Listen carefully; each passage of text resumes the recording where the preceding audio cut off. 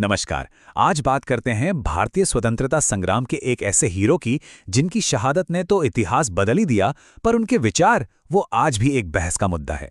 जी हाँ, हम बात कर रहे हैं भगत सिंह की, जिन्हें हम सब शहीद-ए-आज़म के नाम से जानते हैं। भगत सिंह को अगर समझना है ना, तो शुरुआत एक तस्वीर से करनी होगी। एक छोटी सी तस्वीर जो वो हमेशा हमेशा अपनी जेब में रखते थे। अपनी माँ को दिखाते हुए कहते थे, ये देखो माँ, ये मेरा हीरो है, मेरा दोस्त, मेरा साथी।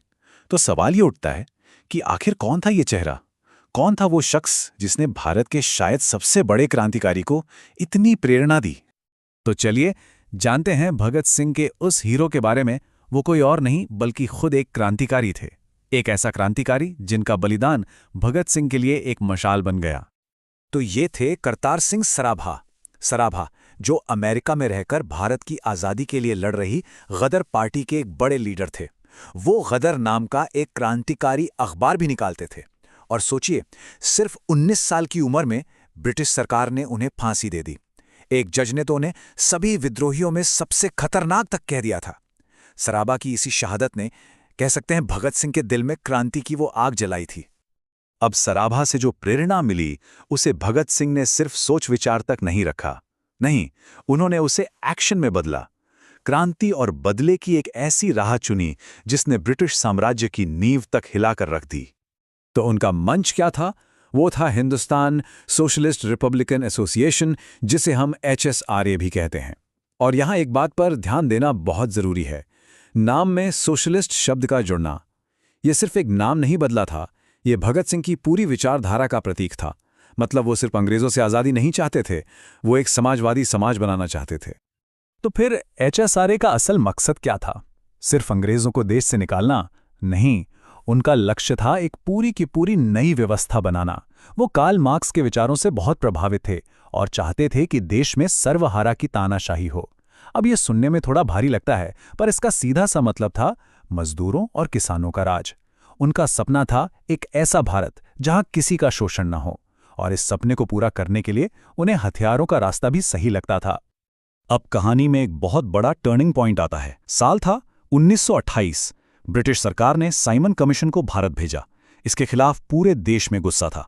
लाहौर में बड़े नेता लाला लाजपत राय एक शांतिपूर्ण जुलूस निकाल रहे थे, लेकिन अंग्रेज पुलिस ने उस शांतिपूर्ण भीड़ पर बेरहमी से लाठियां बरसाईं। और इसके बाद जो हुआ वो बहुत तेजी से हुआ। इस टाइमलाइन को देखिए। 30 अक्टूबर को लाला लाजपत राय पर हमला होता है। 17 नवंबर को उनकी चोटों की वजह से मौत हो जाती है और ठीक एक महीने बाद 17 दिसंबर को HSRA अपना बदला ले लेती है। ये एक तरह से पूरे देश के अपमान का एक सीधा और तुरंत जवाब था। लेकिन इस पूरे प्लान में एक बहुत बड़ी गलती हो गई, दुखद गलती। क्रांतिकारियों का असली टारगेट था पुलिस सुपरिटेंडेंट जेम्स स्कॉट, वही अफसर जिसने लाठीचार्ज का ऑर्डर दिया था। पर हुआ ये कि गलत पहचान की वजह से गोली एक 21 साल के दूसरे अफसर जॉन सॉन्डर्स को लग गई और उसकी मौत हो गई। अब इतनी बड़ी गलती के बाद भी HRA से पीछे नहीं हटी, बल्कि उन्होंने इसकी पूरी जिम्मेदारी ली। अगली ही सुबह पूरे लाहौर में पोस्टर चिपका दिए गए और उन पर साफ साफ लिखा था, लाला लाजपत राय का बदला ले लिया गया है। समझ रहे हैं? ये सिर्फ एक बदला नहीं था, ये ब्रिटिश राज को दी गई एक खुली चुनौती थी। सॉन्डर्स की हत्या के बाद जाहिर है भगत सिंह को छिपना पड़ा। वो अंडरग्राउंड हो गए। लेकिन वो ज्यादा दिन शांत नहीं बैठे। वो जल्द ही वापस आए, एक और भी ज्यादा ड्रामेटिक एक्शन के साथ। पर इस बार मकसद किसी की जान लेना नहीं था। इस बार मकसद था अपनी आवाज को बहरी हुकूमत के कानों तक पहुंचाना। तो ये जो असेंबली में बम फेंकने की घटना थी ना, ये कोई अचानक लिया गया फैसला नहीं था। ये एक पूरी तरह से प्लान किया हुआ शो था। पहला पॉइंट, लक्ष्य था उन गलत कानूनों का विरोध करना जो पास किए जा रहे थे। दूसरा पॉइंट, उन्होंने जो बम फेंके वो बहुत कम पावर के थे और उन्हें जानबूझकर खाली बेंचों पर फेंका गया ताकि किसी को चोट ना आए। तीसरा पॉइंट, बम फेंकने के बाद वो भागे नहीं, बल्कि नारे लगाते हुए वहीं खड़े रहे और खुद को गिरफ्तार करवाया। क्यों? क्योंकि चौथा और सबसे जरूरी पॉइंट था, वो अदालत को अपनी बात कहने का एक स्टेज बनाना चाहते थे। और अपने इस एक्शन को सही साबित करने के लिए भगत सिंह और उनके साथियों ने एक बहुत गहरी बात कही। उन्होंने बल और हिंसा के बीच का फर्क समझाया।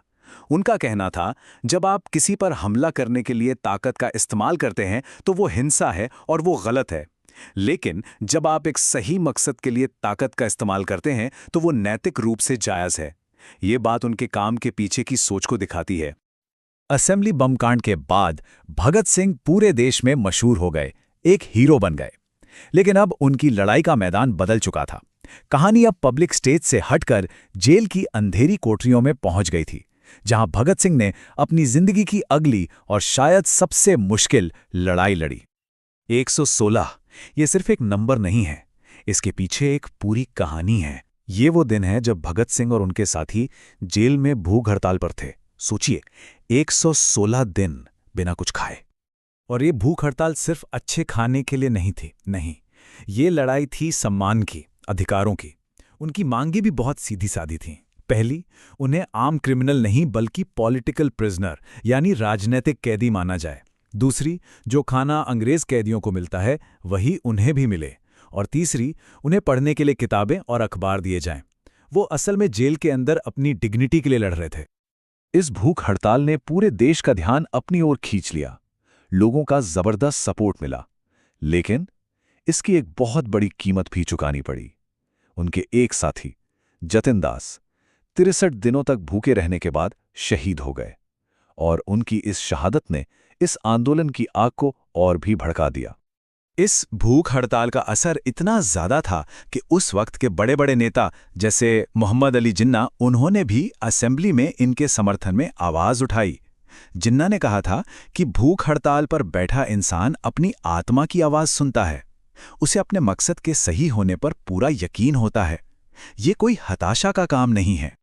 तो इस भूख हड़ताल ने भगत सिंह को सिर्फ एक कैदी नहीं रहने दिया, वो अब एक सिंबल बन चुके थे, एक प्रतीक। तो चलिए अब उनके जीवन के आखिरी पड़ाव की ओर चलते हैं। उनका मुकदमा, उनकी फांसी और कैसे वो हमेशा के लिए एक अमर प्रतीक बन गए। तो भगत सिंह और उनके साथियों पर केस चलाने के लिए ब्रिटिश सरकार ने एक स्पेशल कोर्ट बनाया, एक ट्रिब्यूनल, और इसने जो सामान्य कानूनी प्रक्रिया होती है उसे पूरी तरह से ताक पर रख दिया। मतलब साफ था, सरकार किसी भी कीमत पर उन्हें सजा देना चाहती थी, और आखिर में फैसला आया, मौत की सजा। और फिर वो दिन आ ही गया, 23 मार्च 1931। भगत सिंह, सुखदेव और राजगुरु तीनों को फांसी दे दी गई। उस वक्त भगत सिंह की उम्र सिर्फ 23 साल थी। एक जिंदगी खत्म हुई, पर एक लेजेंड का जन्म हुआ। भगत सिंह की शहादत के बाद दुनिया दो हिस्सों में बंट गई। ब्रिटिश सरकार के लिए वो एक टेररिस्ट है, एक पुलिस अफसर का कातिल। लेकिन भारत के लोगों के लिए जवाहरलाल नेहरू ने बहुत अच्छी बात लिखी थी। उन्होंने कहा, वो एक प्रतीक बन गए। लोगों ने उनके काम को भुला दिया, पर उस प्रतीक को याद रखा। एक ऐसा प्रतीक जिसने देश के सम्मान को जगा दिया था। और आज भी भगत सिंह की लेगेसी हमारे बीच जिंदा है, कई तरीकों से। हम उन्हें शहीद ए आजम कहते हैं, यानी महान शहीद। वो सिर्फ एक एक्शन हीरो नहीं थे, वो एक बुद्धिजीवी थे, एक विचारक थे, जिन्होंने नास्तिकता और समाजवाद जैसे मुश्किल विषयों पर भी लिखा। वो हिम्मत, त्याग और निडर देशभक्ति का सबसे बड़ा सिंबल हैं। तो आखिर में एक सवाल जरूर उठता है कि कैसे एक 23 साल का नौजवान, जिसके तरीकों में हिंसा भी शामिल थी, वो एक पूरे देश का सबसे बड़ा, सबसे चहेता हीरो बन जाता है। ये सवाल हमें क्रांति, बलिदान और एक शहीद के बनने की पूरी प्रक्रिया के बारे में सोचने पर मजबूर करता है।